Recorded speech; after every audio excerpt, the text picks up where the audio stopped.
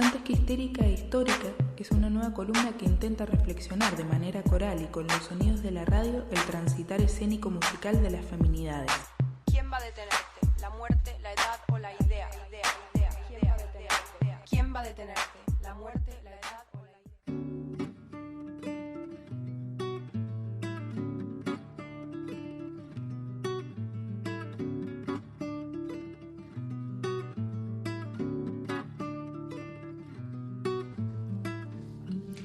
A veces soñaba que corría y corría, cada vez más rápido, hasta remontar vuelo, dejando la tierra atrás.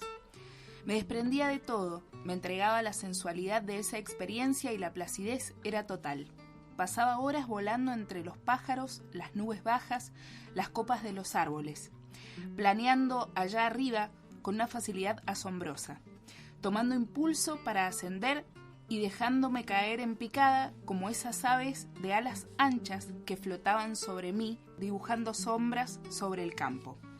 Gabriela Parodi, en Las 1000 vidas de Gabriela, memorias de la pionera del rock argentino. Eugenia Moreno, la música como sueño. Las identidades feminizadas cuentan con una sensibilidad especial que les permite desarrollar o no algunas tareas o roles en la música. Esta pregunta retorna a mí, a veces modificada, pero siempre está ahí, en los ámbitos académicos, populares, educativos, de parrilla, etc. de la música. Siempre subyace, encerrando una idea esencialista determinante que ya no tendría que pasar desapercibida en estos tiempos, pero esta idea sigue cómodamente instalada en casi todos los ámbitos. Podríamos decir, nos chipea.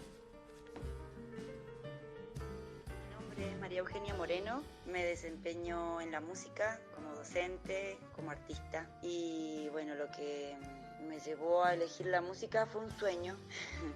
A los 5 años soñé que tocaba el piano. La verdad que ese sueño fue un sueño guía, le digo así yo, porque en jardín de infantes no había un piano en la escuela. Soñé con un piano, en casa no había un piano. Lo que me di cuenta después es que el camino musical empezó con un piano. Ese sueño así fue guía porque pasó el tiempo y yo insistí en que quería tocar el piano. Y cuando llegamos a vivir a San Rafael con mi familia, a los 11 años, bueno, mis viejis decidieron anotarme en el Centro Polivalente de Artes, que en sexto y en séptimo grado de la primaria te anotabas, hacías como un pre y ya quedabas para el secundario de esa escuela artística. Ahí empezaron las primeras lecciones de piano, alquilábamos un piano hasta que me pudieron comprar uno que fue con la herencia de la casa de una abuela que partió. Allí fue el tema de arrancar con la música y a medida que me iba sumergiendo así en ese mundo musical, lo que me definió por los vientos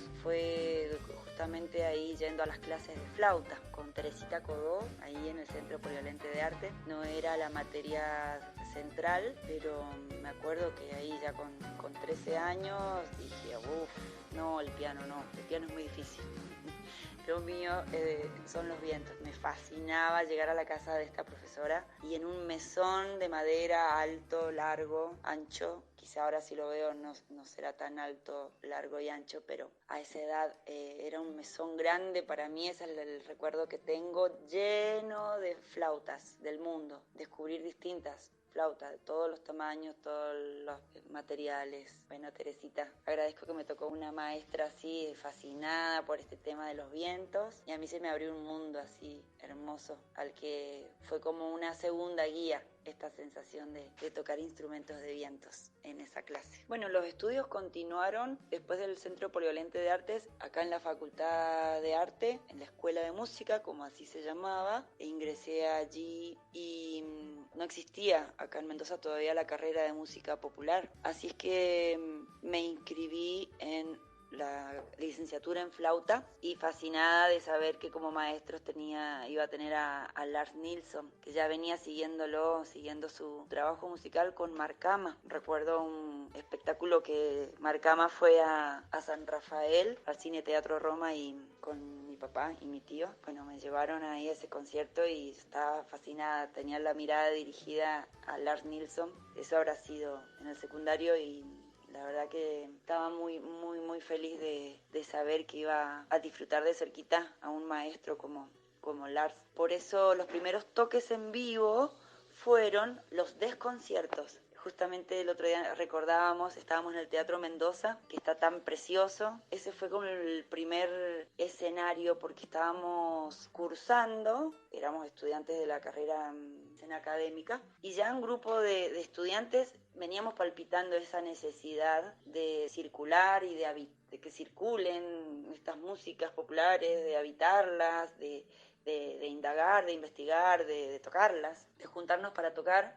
Entonces hubo una propuesta, me acuerdo que era compañera del Pablo Udín y del Fernando Garro, entre otros amigos así hermosos, y dijimos, hagamos un concierto de músicas populares, y se llamó Desconcierto. La verdad que eso lo llevamos al centro de estudiantes de la Facu, y esos fueron los primeros escenarios, digamos, de tocar al lado de amigos maestros, amigos escuela, digo yo, porque en esos momentos donde no había, digamos, donde sistematizar los estudios de música popular, tocar al lado junto con el Oscar Puebla fue una pequeña escuela. Tocar los primeros arreglos del Fana Martínez, pianista, amigo hermoso, querido, que partió. Son momentos así muy de mucha riqueza, los atesoro, como eso, de mucho crecimiento, aprendizaje y de descubrir todo el tiempo que por ahí era el camino. Compañeros maestros y compañeras maestras como Betty Plana, que con ella cursé también flauta, y verla, admirarla,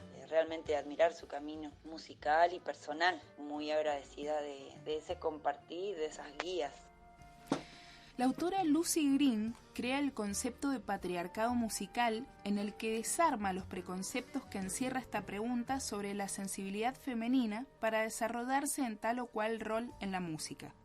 Lo hace desde el análisis del vínculo naturaleza-tecnología y los ámbitos privado-público. Cuando escuchamos una mujer que canta o que toca un instrumento, cuando oímos la música que ha compuesto o improvisando, no solo escuchamos la música en sí misma, sino que también tomamos conciencia de que es mujer o una identidad feminizada y su carácter sexual. Su feminidad entra a formar parte de los perfiles de la música. En este sentido, Green plantea que existen varios aspectos que hacen del canto el único rol posible para la mujer en el sistema del patriarcado musical. La voz es un instrumento musical cuyos mecanismos de producción de sonidos están en el cuerpo. La cantante está literal y metafóricamente en sintonía con su cuerpo, relacionando a la mujer con lo natural, lo dado. Y por otro lado, la feminidad que encierra el canto tiene que ver con la ausencia de tecnología. Para el patriarcado es el hombre quien tiene el control de la naturaleza mediante el dominio de la tecnología, y la mujer forma parte de la naturaleza que controla. Lucy Green, en Brida la luz para Edas, de Romina Sanelato. Si agregamos a esto la brecha salarial entre hombres y mujeres por la misma tarea entre un 30 a 35%, más el tiempo de tarea de cuidado y trabajo doméstico sin remuneración, este sea quizás otro elemento para agregar y entender, además de lo simbólico, que el rol de la cantante femenina sea el de mayor actividad y participación. Los primeros toques en vivo fueron alrededor de los años 1996, lo digo y está buenísimo decir 1900, me siento, geronte mal. Bien, me siento geronte bien.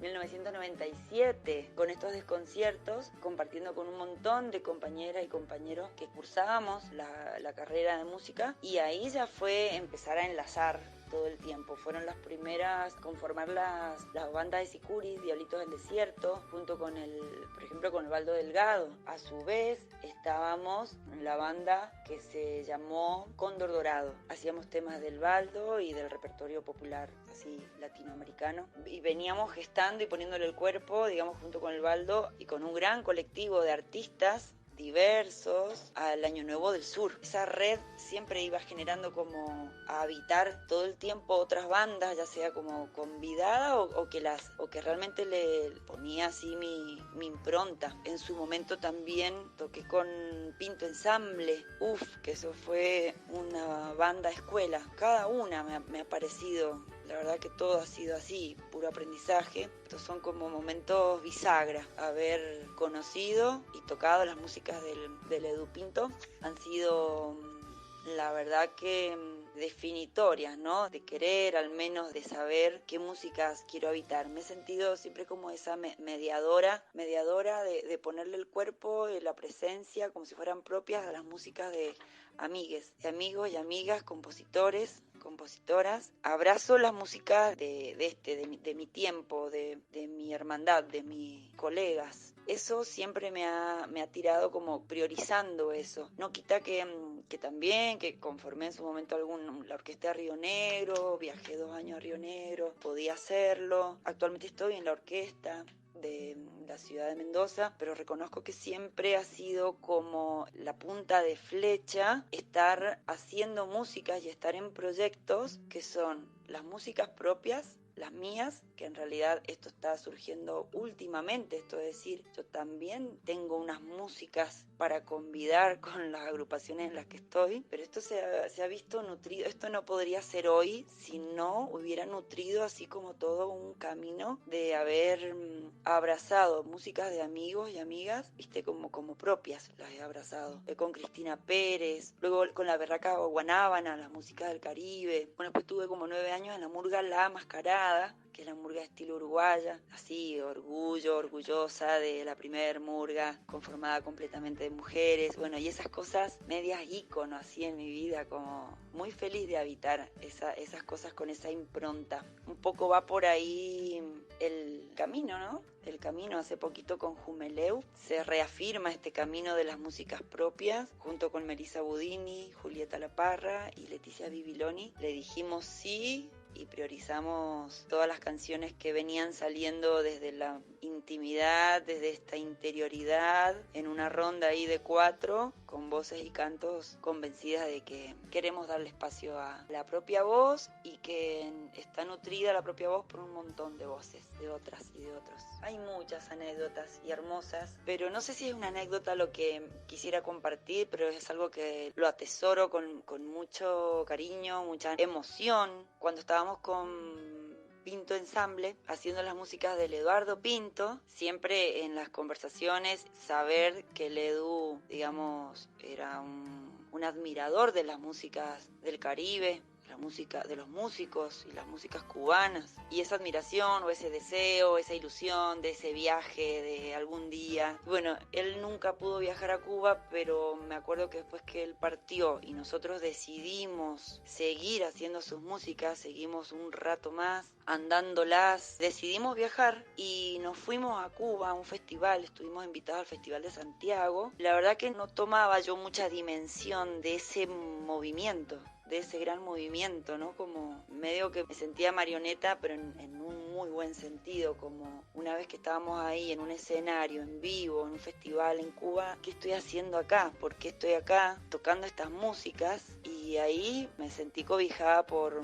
el Edu, por ejemplo, por la presencia, por su música, y saber que siempre iba a estar vivo. Dije, sí, Edu, sí viajaste a Cuba, estamos trayendo acá tu música, y todo cobró sentido. Sentí que cada paso cobró sentido, o al menos quizás yo lo estaba buscando, no lo sé, pero en realidad me vino una sensación así. Creo que si le buscaba sentido a la cosa, por, bueno, también el temor de, qué sé yo, la alegría, la euforia y el temor, ¿no? De viajar, y a la vez el placer y la tremenda alegría de saberme en medio como de ese propósito. Eso para mí lo atesoro, esa sensación de estar parada en el escenario y sentir eso mientras tocaba, está buenísimo. Ha estado como muy signada por la vida, la muerte, los sueños, después de años, de hacía rato que ya partió el Baldo también, Baldo Delgado, y no hace mucho en un viaje en Buenos Aires subo a un colectivo y subí a la madre habló con el chofer, yo la reconocí inmediatamente, se sentó al lado mío, pues yo iba y estaba el asiento vacío. Esto no es una anécdota de escenario, pero recuerdo que me sentía como en una película, en un escenario, porque le digo, hola, ¿usted es la mamá de Baldo? imagínate, yo venía de un viaje de Mendoza, iba a un casamiento, al casamiento de un hermoso amigo músico. Fue como una sincronía. Esta mujer, bueno, yo le hablé, le dije, hola, usted es la mamá de Baldo, y se quedó muy rara, se quedó tiesa. Y ahí le conté rápidamente para que no se asustara quién era. No sé si se acordaba y me reconoció, pero bueno, son esas sincronías que atesoro en el camino de la música como anécdotas lindas, muy hermosas. La música como un espacio más de desarrollo de los seres humanos, del trabajo, de la vida, fluye como un río desbordando y cambiando sus límites, redibujando su cauce. La sensibilidad es humana con particularidades subjetivas que se diversifican y que como el río cada gota termina en un mar, musical en este caso, como el caudal de Eugenia Moreno, música, compositora, docente, instrumentista, soñadora.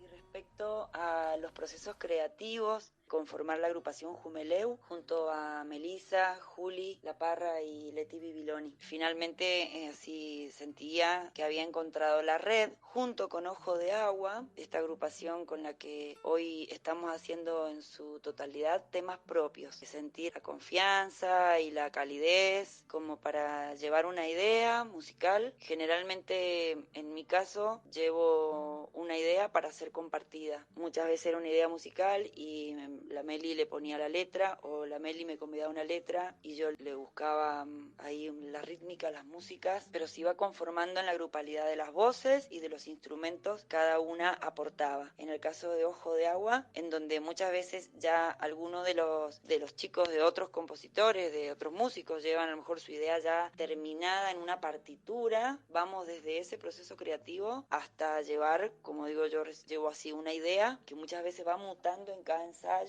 y se va impregnando de la impronta de cada músico, Esos son los procesos, más bien tengo como una aprensión a los procesos abiertos. Capaz que me cuesta cerrar. Por supuesto que si llega el momento de grabarla, listo, acepto rápidamente que esa sería la versión de la grabación, pero no descarto que después en el vivo y en el correr del tiempo el tema pueda seguir adquiriendo otras características y sumando otras texturas, otra impronta. Respecto a las grupalidades que conformo, actualmente estoy con 4 estaciones danza. La obra se llama Río de Mujeres, es un proceso creativo grupal, totalmente, desde la elección del tema hasta cómo y qué queremos decir, cada una desde el fuerte su disciplina. Fue convidada para hacer la música de esa obra. Cristina Moreno es la directora, coreógrafa, entre otras cosas, también es artista visual, ceramista. Viene por el lado de la danza. El lenguaje, digamos, visceral sería como la danza. Se suma en su fuerte, digamos, con las acrobacias aéreas Karen, Clota Tauber en el teatro y Tati Benone con la danza. Situación que decidimos que todas queríamos cantar un poco, todas queremos bailar otro poco y que el lenguaje sea la integración, realmente. Se borde en donde no se delimite bien dónde termina y dónde empieza bien una y otra disciplina, sino que el lenguaje de la obra sea como esa integración, justamente esto que somos, como seres integrales, que cantamos, que bailamos, que saltamos. Entonces, la verdad que está siendo un desafío hermoso. Siempre me llamó la atención el tema de las artes escénicas, como así le dicen dentro del teatro y la danza. Por eso en su momento creo que elegí estar en una murga estilo uruguayo, donde todo el tiempo estábamos en contacto con las cuestiones teatrales, y eso con la música a mí siempre me cerró. Para mí es como que se completa algo. También participé en otras obras teatrales, pero simplemente haciendo la música, y creo que ahora lo que más me cierra es esto de que actúan integralmente. Ese sería para mí el camino en esto de incursionar o de abrirme con la música a investigar y a poner el cuerpo, y con mucho cariño, ¿no? Y mi respeto hacia otras disciplinas. Así es que, bueno, muchísimas gracias por esta invitación. Gracias, Paula. Admiración, cariño, ahí respeto, y qué hermoso este espacio. Me siento honrada de esta invitación. Así es que, bueno, saludos a todos y a todas por ahí. Bueno, escuchamos la voz de Eugenia Moreno con una gran trayectoria musical, así que le queremos agradecer muy especialmente por su relato. De cortina estamos escuchando Amarillo, que es una canción de Eduardo Pinto, realizada por Ojo de Agua, una de las agrupaciones que habita Eugenia en la actualidad. Y vamos a cerrar escuchando una grabación en vivo de un encuentro de música popular, donde la podemos ver y oír a Eugenia junto al reconocido Carlos Aguirre en piano y Eugenia en flauta traversa. Así que allá vamos a escuchar Caracol.